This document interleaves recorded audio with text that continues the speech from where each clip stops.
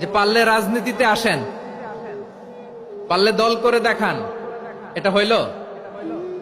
আমি কি এরকম কোনো কথা বলেছি? না।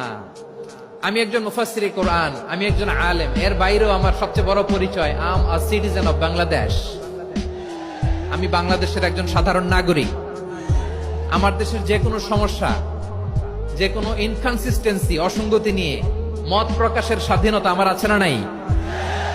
আপনারাই তো বাক স্বাধীনতার কথা বলেন, ফ্রিডম অফ স্পিচের কথা বলেন, বাক স্বাধীনতার কথা বলেন।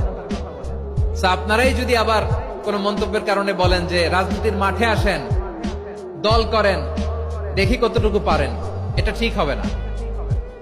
তাই প্রিয় ভাইয়ের, আসুন আমরা দল মত নির্বিশেষে কাঁধে কাঁধ মিলিয়ে সোনার বাংলাদেশ গড়ি, দুর্নীতি মুক্ত বাংলাদেশ গড়ি, যে বাংলাদেশের জন্য রক্ত দিয়েছে আবু সাইদ,